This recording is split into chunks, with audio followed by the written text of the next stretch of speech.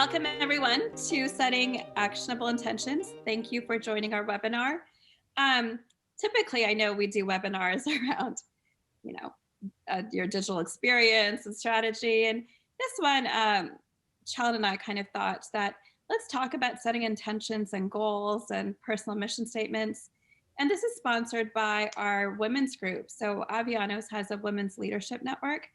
I founded it when I started at Avionos 3 years ago. We've grown to about 25 women, and Challin is one of my biggest supporters in that. And she helps us market all the events and, of course, with all the planning. We do everything from International Women's Day to our favorite new program, which was Little CEOs. So we'll talk a little bit more about that.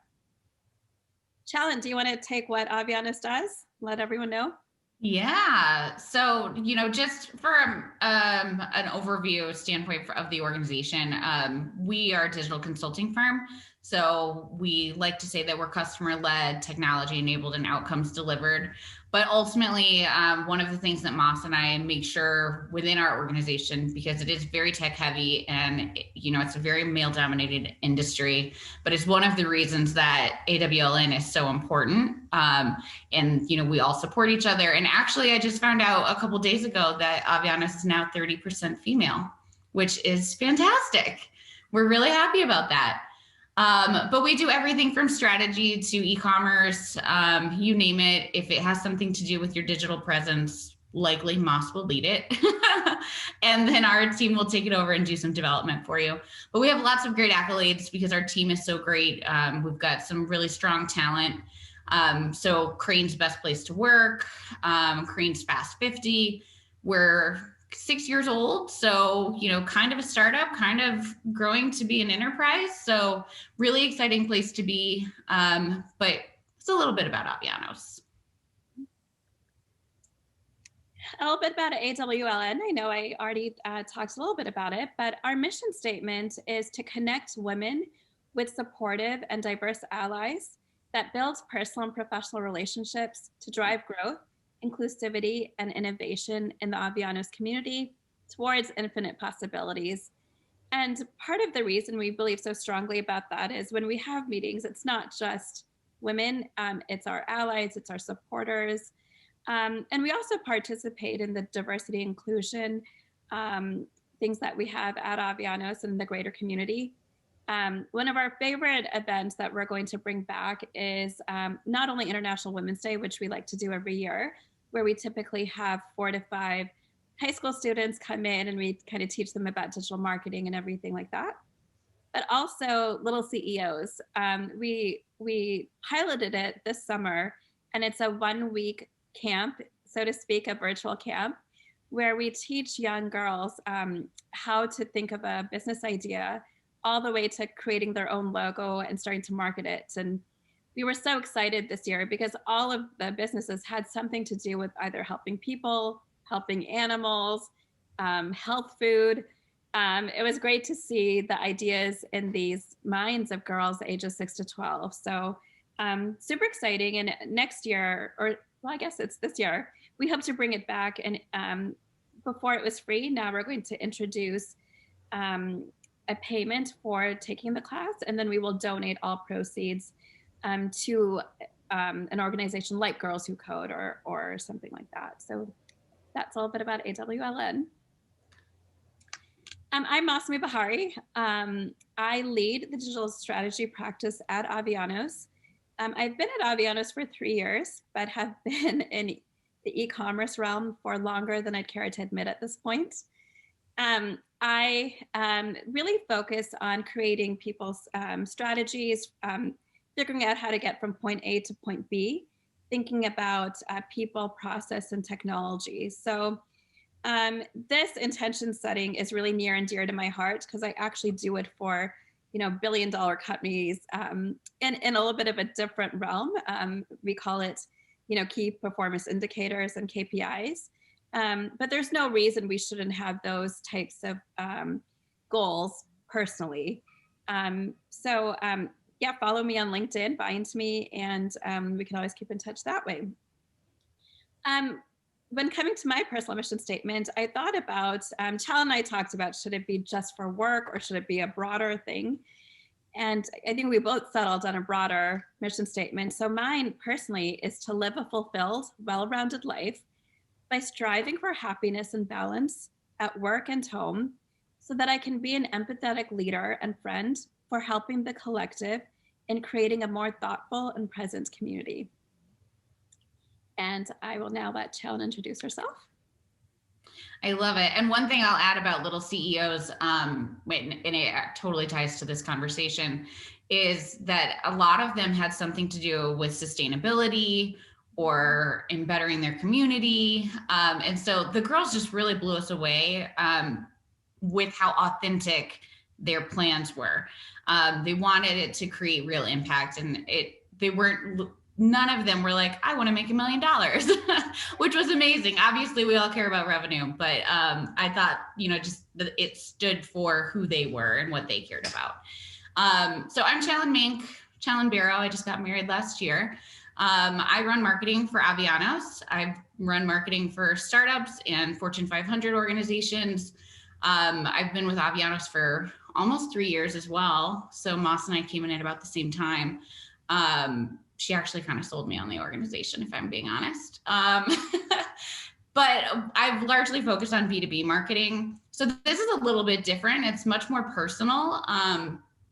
But I thought it was really important to have this conversation. And when we did talk about personal versus professional mission statements, I kind of struggled because I could do something very marketing focused, which is something that I'm really passionate about and care about.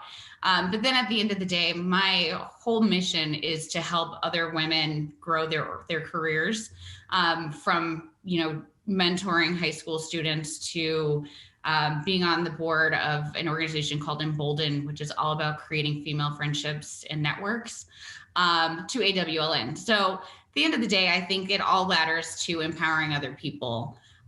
But my personal mission statement, as I wrote it here, and we'll walk you through this in a little bit, is to empower others, particularly women, and amplify their voices by sharing opportunities and connections so that there's more diverse thought in leadership positions, which I think the more women we get sitting at the table, the better the whole world will be.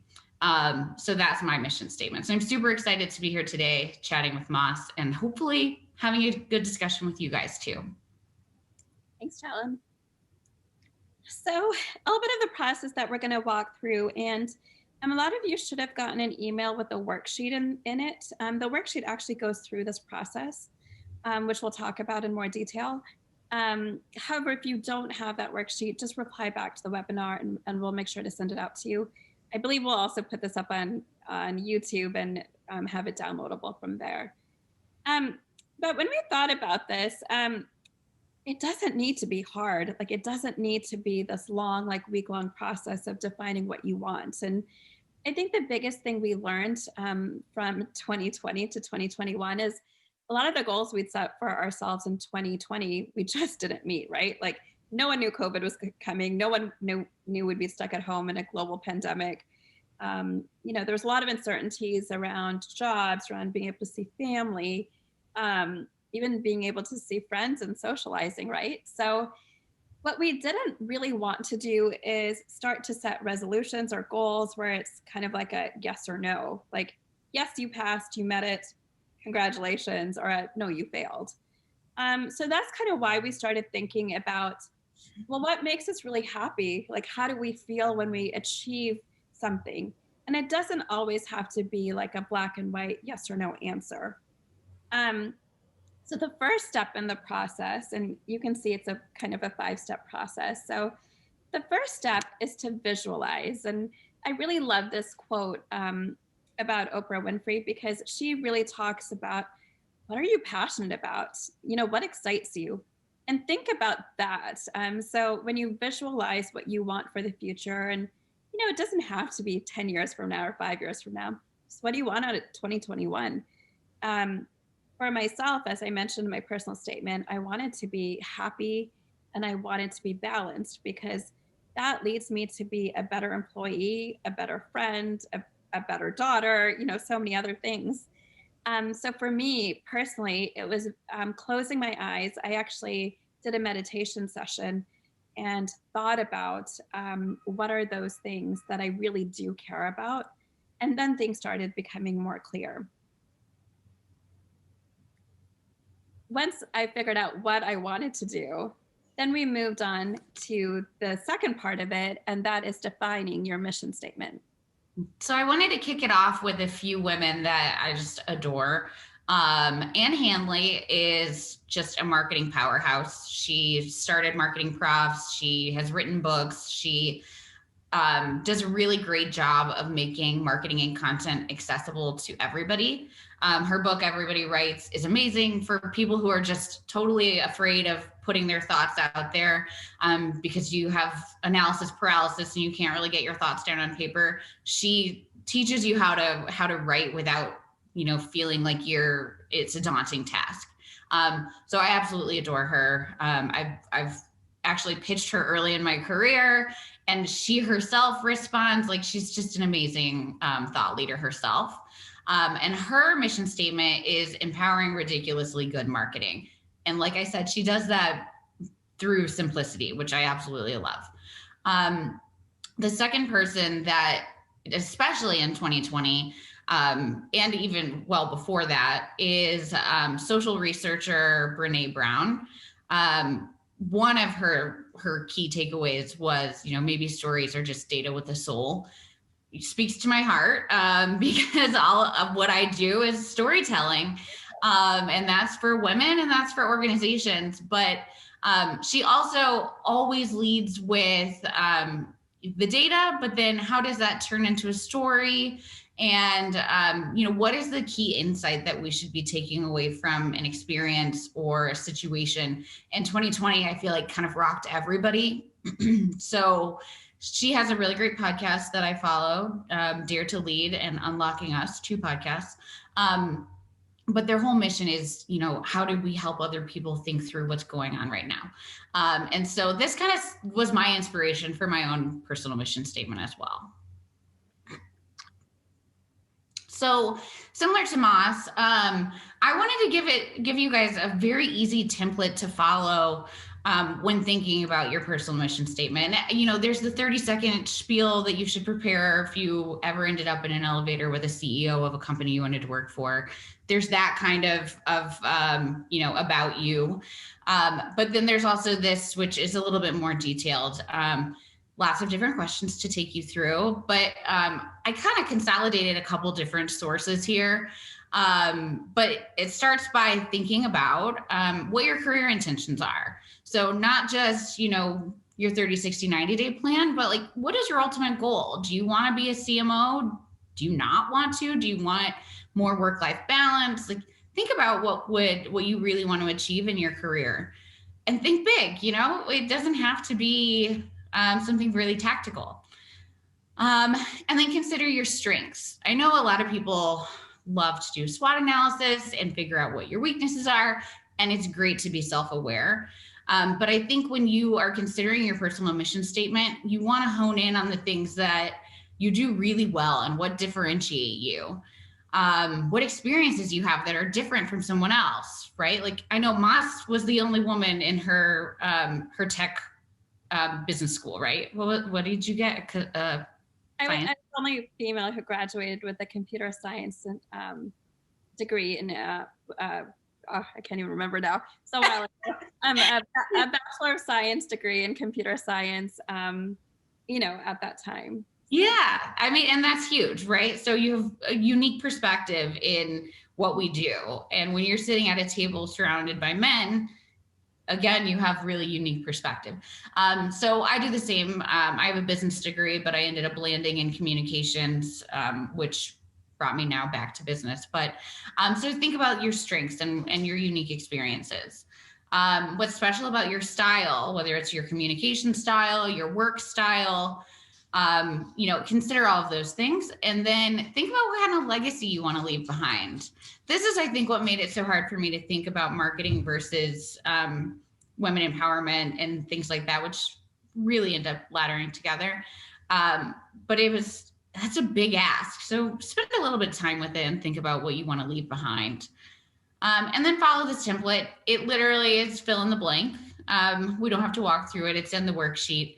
But I did this exercise myself to get to my mission statement, and it guides you through all of the things you should consider when you're writing about what you want to achieve. One of the things I like that you said, Challin, here was about being authentic. I thought that was really important. And part of that goes back to the vision statement is you can't do things that are not in alignment with who you are, right? So for instance, for me, I'm an extremely outgoing social person. So like for me to say that, you know, I'm going to like stay at home every day and like work on writing a book, just that wouldn't work because I would never stay at home every day. So I think it's really important to, again, consider who you are and be authentic to that. Absolutely.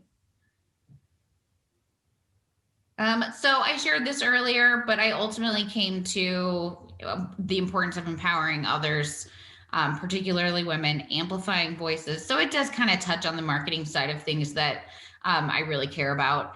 And then creating those connections and, you know, changing leadership and what leadership looks like. So this is just where I landed. And you know what? It's totally okay if this evolves over time. But it's something to kind of guide my year and what my intentions are going forward. Yeah, I think that's really important. Again, mission statements can change over time. Like, be happy and well balanced was not something I really thought about in my 20s, you know, so it changes as things around you change. Right. So we've envisioned what we want our life to look like. We've now defined that North Star in our personal mission statement. Next is setting your goals. And when I think about goals, I want people to start making them smaller. So, for instance, someone might say, I want to be a CEO in 5 years. Great goal. But there are lots of steps that take you there, right? The first one might be, you know, I want to become vice president because that is one of the steps to get there, you know. So I want people to start thinking of them in smaller formats. And I think what people don't realize is once you get from A to B, you can get to C and then you can get to D. So think of your goals more as achievable. Make sure they're realistic. You know, we all want to look like, you know, J-Lo, but is that, you know, really realistic? So that kind of thing, you know, think about those things. Or maybe not everyone, I wouldn't mind. So again, smaller, attainable. And once you meet your goals, think about, how do I feel now that I'm here? Like, am I happy? If it just felt like another day, then maybe that's not the right goal for you. So again, like Challin said, it's okay to pivot and adapt. That's what life is about. If you do feel happy and you got there, then start to think about, okay, what's the next thing I'm going to do? I feel like it's never a destination. It's really about the journey. So we want to continue to better ourselves, continue to set new expectations, and continue to, you know, I think as women really break that glass ceiling, right? So. Yeah, and I think just one thing to add there, I always like to think about setting your career goals as, and this is so cliche too, but a jungle gym and not a ladder. And I think it's the best way to think about this because careers are not one-sided anymore. They're not one-dimensional. You can take lots of different routes to get to the same place, and it could take 10 years or it could take 20 years or it could take 5 years. You don't know. But don't let not doing something the way other people do it affect how successful you feel like you are. 100%. Next is addressing your challenges. This is a picture from as when I was, it's in the south of France, and me and my best friend went there. And it's such a great picture, I thought, of, you know, just like this ferocious lion. And sometimes we have to be like that ferocious lion and charging ahead and making our own path. And part of understanding goals is also understanding the obstacles that you might encounter to get there. and not feel like, oh, because of this, I now can't achieve that, right? What you want to think of is there's never a linear path to achieving your goals. Like from A to B, sometimes it looks like spaghetti, right, to get there. So start to anticipate what those roadblocks may be. Um, you know, when you think of a simple goal, for instance, like I want to be more healthier and active, lead a healthier and active lifestyle by working out 3 to 4 days a week, right? um, when you start to anticipate the challenges, it could be, well, I'm often really tired or I'm really busy, um, and I'm not a morning person. So when you start to think about all those things, like you're probably not going to be the person who wakes up in the morning and does a, jumps on the Peloton and does a workout. But maybe lunchtime is more your thing, or maybe right after work, before you have dinner. So start to think of things that will help you in mitigating your challenges. And I think the more you do that, the more you'll start to realize, like, okay, this is achievable. A lot of times, like, people think, like, I don't want to bring something negative into achieving my goals. So I don't want you to think of challenges as negative. I want you to almost think of it like as kind of like an obstacle course, and you're kind of like dodging and weaving and trying to get to your goal. So it's part of just helping you grow and helping you kind of navigate that path. Yeah, and just realizing it's not going to be easy all the time. Yes. Yeah, exactly. You're going to have your down days and your up days. But again, it's all part of the journey. Like nothing is ever perfect, right? Right. Which is this quote, right? Like it's the best opportunities are messy, they're confusing, they're hard to recognize, but they challenge you, and no one grows when they're comfortable. You only grow when you're challenged. So that's something to think about. All right, intentions. A lot of people ask me about intentions, and the way in my blog I wrote about is that setting goals is really like a future thing, right? Like this is something I want to accomplish in the future, a few months from now. There's always some type of timeline associated with it, right? I think of intentions as setting daily habits to change your behavior, to then guide you to what makes you happy, to possibly achieving those goals, things like that. So if you remember in my personal statement, I said I want to be content, I want to be happy, I want to live a balanced life. So part of that, in just this year, I've changed my morning routine. I've woken up, I've meditated, I've written gratitude and intentions.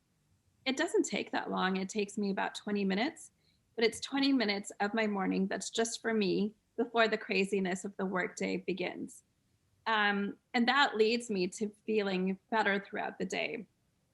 For other people, setting an intention might be as simple as I want to be present in all my meetings, which is hard to do because we all have so many Zoom meetings, and typically there's deadlines and we're always working on something else.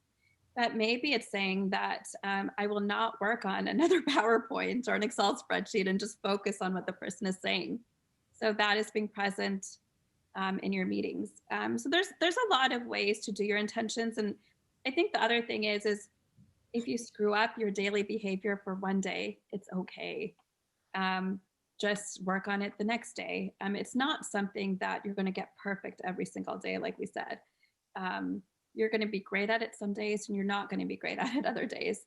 So what it starts to do is change your behavior, so you kind of start to see your goals becoming closer, rather than setting a goal and then a year later being like, oh, I never met it. But you might never have met it because you never really did any steps to get you there. Right. Yeah. And I mean, I think just with this one, my husband asked me what my intentions are. His are to read something every night.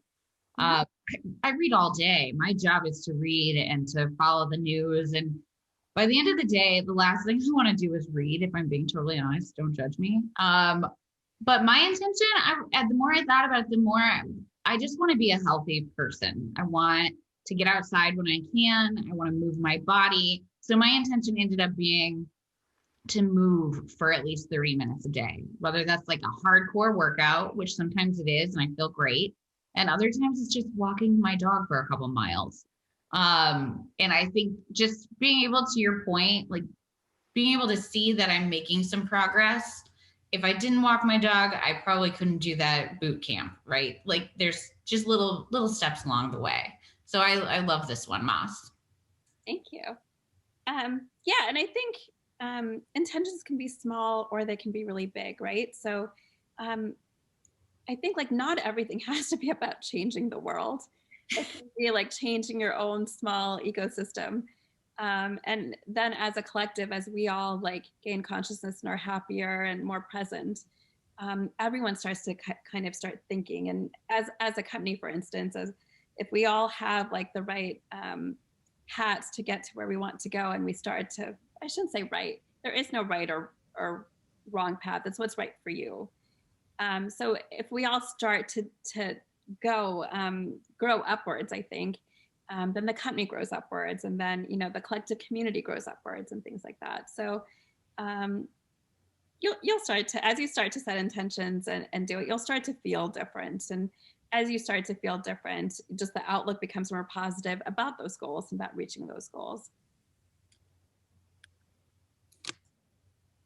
All right, so we said we sent you all a worksheet. If you didn't get it, again, shoot us a message, or we'll post it publicly soon.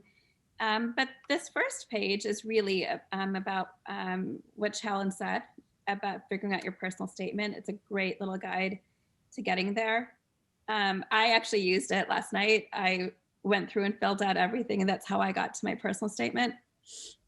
And then on the right side, which it'll be page 2 in your PDF, but you'll kind of see a chart of your intention, your challenge, and then your goal. I just put 4 different categories, but you can have as many categories as you want. This is just kind of a guideline. I actually started with writing my goal first. Then I thought about the challenges that I would have in getting there. And then I kind of set my intentions to kind of counteract those challenges and making my daily behavior change so that I can get there. All right, let's open up for Q&A. I'm interested to hear from anyone if they have a process, what they've used, and what's worked for them.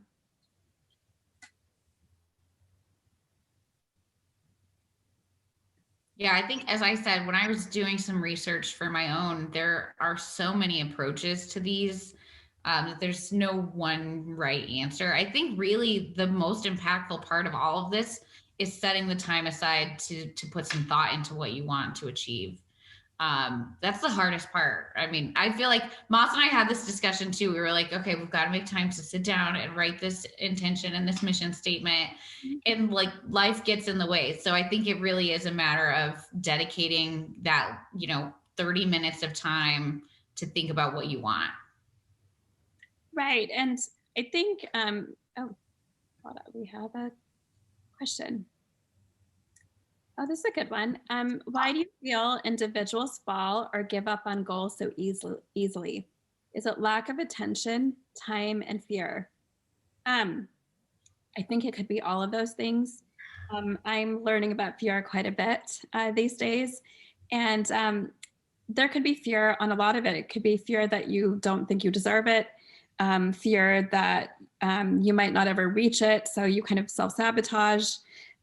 Even just, I think time is interesting because I think you can always make time for yourself. And for instance, for me, it's waking up earlier. So I get a little bit less sleep, but I feel better about my day and having done those things in the morning. I think also when we said be authentic and create the goals that are achievable for you, I think that is a big thing. So you see this, but I'm going to pick on weight loss because that's an easy one since we see all those commercials, every first of the year. And people are like, I'm going to lose 20 pounds this year. So why not start with 5? Why not start by saying, I want to lose 5 pounds this month? And more than that, why are you gaining the weight, right? Is it because you're not eating healthy? So maybe the goal is to eat healthier, or the goal is to be more active. And as a byproduct, the weight comes, but you've then made you've set some healthy intentions and you've changed your daily habits to get you to feeling better. Yeah, I agree. I think this one is, a lot of times people set these lofty goals that are not realistic, and they don't think about all the challenges that are going to face them. And I think this is going to sound super corny, but we always talk at Avionos on our work projects to take an iterative approach. And I think that in your life is really important too. Like, how can I tackle getting to a point that's good that I can then get to a point that's great? And I think most times it's setting yourself up for failure by trying for something that's just not really realistic. It's great to have lofty goals, but then to Moss's point, create that process that allows you to tick away at it. Right. The next one, I love this one, is are you revisiting last year's resolutions when considering this year's intentions? Or did you come up with brand new goals for this year? In other words, how did 2020 shift what was important? I don't know for me if it shifted it, but it definitely amplified what was important. And for me, that is connections and relationships with people. That was really important. And then the other part of it was the relationship I have with myself. In the beginning of the pandemic, I was working a ton because, you know, now you don't have to commute anymore. You just open up your laptop and you start going. And then I started to realize, like, staring at the screen all day was just not great for my mental health. So then you start to look at what else can you do. So I personally wanted to reconnect with things I used to love before I started working all the time. And part of that was journaling more, dancing more. And then I did simple things like once a week, I would call up a friend I hadn't talked to in a while. Just to see how they were doing, catch up with them. So something simple, but it helped me get that connection. So for this year, that's kind of what I'm focusing on, because I know I'll do a better job at work and in my community helping AWLN if I'm happy and well balanced. So that, because I think the ideas have more clarity, the process to achieve those ideas are better, and I'm just a more well-rounded person. So, Challin? Yeah, I mean, I think I entered last year with really high expectations, which were pretty much shot down in March. And I think honestly, last year for me was all about getting through it. It was, to Moss's point, at one point I was like really busting my butt to get things done, and my team was just working so hard and so often. Looking back at our results from last year, actually right now, I have no idea how we accomplished what we did. So I think for me, for work and life this year, it's being able to take a beat, and to Moss's point again, prioritize some work-life balance. And actually, one important piece of this was Dan Green, who is on our recruiting and talent team, works on something called predictive index, which is kind of like your personality traits and how you work with other people. And mine last year was that I was a captain, which is like the hard hitting, like no BS, direct, get stuff done kind of personality. And I took it again this year, and now I'm a maverick, which is slightly more flexible. So I think what I inadvertently learned from 2020 was that it doesn't have to happen the way you thought it was. So I think the flexibility is something that I'm absolutely taking from my lessons learned in 2020 for this year, for myself, for my team, for my life. Right. I think you might get to June and July and be like, wait, the goals I set for myself, like, I don't care about them, or, you know, if I don't meet them, I'll be okay still. It's totally okay to pivot because life changes, right? So I think that's, and I tell my clients that all the time, like, be adaptable and be able to pivot. Because also when you set goals in January, you don't know what you didn't know back in July, you know, forward into July. So things change. I think this is the last question we probably have time for, but it's a good one. What's an easy tip and trick to manage and attain a personal goal that might depend on factors you can't control, like other people, processes, or organizational trends? This is a great one, but I would again put it back on the individual, because I think the goal is something that you should think about how you can achieve it. And some of the challenges could be people and process and organizational trends, but again, how do you set your intention to change it? How do you change that behavior? And I think you have the ability to drive change. And again, if the goal is too lofty, then think about setting it to where, again, it's attainable. But there's no, I would say there's no easy tip and trick to manage to attain a personal goal, right? Because if it was easy, we'd be attaining goals left and right.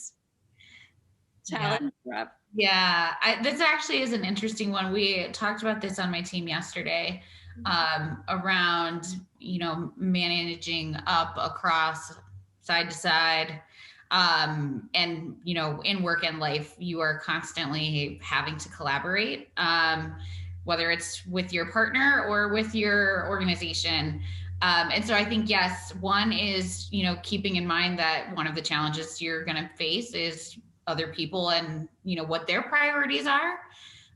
But then two, I think adding that to your process for achieving your intention or your goal, and just knowing you may have to build in a little bit more time, or knowing, if I actually had this one person who was an ally with my idea and they would help me achieve my goal. Like, I think finding those people who are going to help you push forward is a really great way to think about achieving your goals, and getting those challenges out of the way. I talk about this all the time with my team. Like, who can we work with who's going to help us drive this initiative? If our voice isn't loud enough internally, who has a louder one? How do we get them on board? So it's a little bit of a psychology game too, but it makes it kind of fun. Yeah, I think it's definitely strategery involved in some things. And I think the other thing I would challenge you to do too is sometimes you need to change your job. Sometimes you need to change your environment. Maybe, you hate the cold weather in Chicago. So I'm in Houston right now enjoying the sun. So sometimes it's okay to make small changes. And honestly, it's okay to make big changes too. I have a close friend right now who is completely revamping her business because she was just ready to, and it wasn't bringing her, happiness anymore. And that's a big step to take, but one she's taking. So I think it's something that, again, you have the power to change things. So don't hold back in bringing about that change. Moss, to wrap up, I always ask people this when we're doing media and PR. But my question to you as we leave this webinar is, what would your key takeaway be? What else should they know? Ooh, that's a good question. I've written this in a blog before, but I call it failing forward. And what I mean by that is, again, the process of getting from A to B is not always linear. It's not always easy. And you will make mistakes, but what have you learned from those mistakes, and how will you change your approach, and how will you do things differently? So when you think about things like in terms of that, it doesn't really feel like a failure. It feels like you're still growing and moving along on your journey. So again, I always say it's never the destination, it's the journey. So I love it. That's what I would say to that. And the other thing I would say is be kind to yourself. Someone said something, I remember in something I read, that you never talk to yourself the way you would probably talk to your best friend. Like, you're always more harsh on yourself. And I think about that often. So just be kind to yourself, because like you said, sometimes we're just trying to get through things. Mm-hmm. So, what about you? I think mine would be to lead with your values and authenticity. And I was actually going to say, be kind and patient with yourself. We don't know what the next 12 months is going to bring us. And I think, do your best. And when you get knocked down, dust yourself off and try to do better the next day, but don't harp on it. It's not good for anybody, especially not yourself. Right. And I think the other thing is, remember, you're not alone. Like, you have a community of people to help you. Hopefully you have family, friends, coworkers. It's okay to take a mental day. Sometimes you don't have to just say, hey, I'm sick, can't come to work. Just say, like, I need a day off. and binge watch Netflix. It doesn't have to be like you take a day off and then you rewrite all your goals. So yeah, So, it's life. So sometimes you got to enjoy it, right? Not sometimes, you should always enjoy it. I love it. Well, Moss, thank you for leading this. I really appreciate you. I appreciate AWLN, and I appreciate that Avionos gives us the opportunity to have these conversations with our network. 100%. And when I talk about my community, you're a big part of it, Challin. So thank you for always being encouraging and being someone I can riff ideas off of. And, we said back in December that we wanted to do this. And it kind of ended up as much for ourselves as hopefully, we were able to instill some knowledge in some others. But we're by no means an expert in this, but we're just kind of sharing the process that has worked for us or resonated with us. Exactly. So if anyone has any more questions, feel free to connect with us on LinkedIn or join us for our next webinars. And thank you so much. I know everyone has busy schedules, so we really appreciate everyone joining in. Happy New Year. Happy New Year.